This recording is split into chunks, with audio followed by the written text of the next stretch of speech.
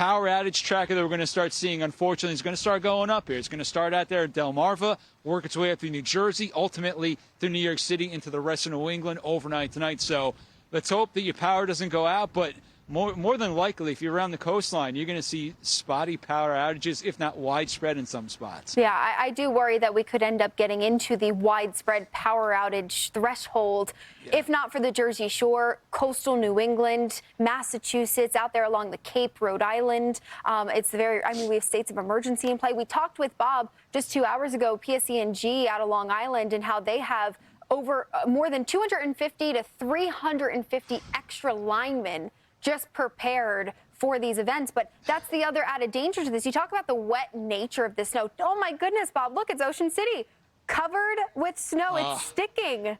This is incredible to me to watch this in real time, the verification of the snow rates, an inch per hour right now. Right. And I mean, here we go. We're getting started. And you put it on there. It's just with the radar, you can see, you can track it. Yeah. And we're just going to keep going from here. I mean, Ocean City, New Jersey, on top of this, too, keep in mind, and Bob, you've been talking about it, we've got coastal flooding concerns, winds that could top out around 60-plus miles per hour. I mean, the Jersey Shore gets the full gamut. Yeah, we get all the teeth. The coastal flood warning is of a concern for 2 high tide cycles. So one for tonight, which at Manasquan's 11:22 p.m. So everybody hopefully is going to be where they're supposed to be by then. And the other one is going to be tomorrow morning. So that's around noon tomorrow. That's when the water is going to be the highest, and that's because the winds are going to force that water in and not allow it to drain, especially the back bays. So Barnegat Bay, those areas right there, it's going to be moderate coastal flooding, but it's very close to major. I mean, it's just a hair away. So let's hope that doesn't happen, but it's all a testament to how strong that wind is going to be overnight tonight through early tomorrow morning, Jane.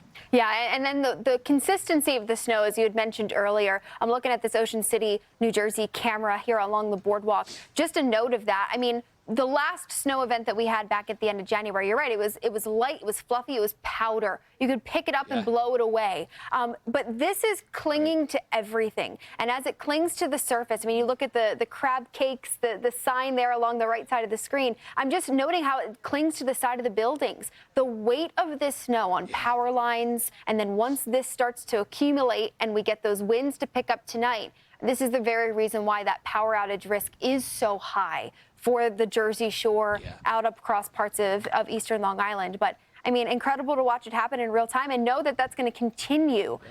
Rehoboth Beach, another vantage point of what we're looking at right now. Those inch-per-hour snow rates likely, that was the transition, Bob. As this low continues to deepen and strengthen, we're expecting that bombogenesis, that rapid intensification, maybe upwards of 26 millibars in 12 hours.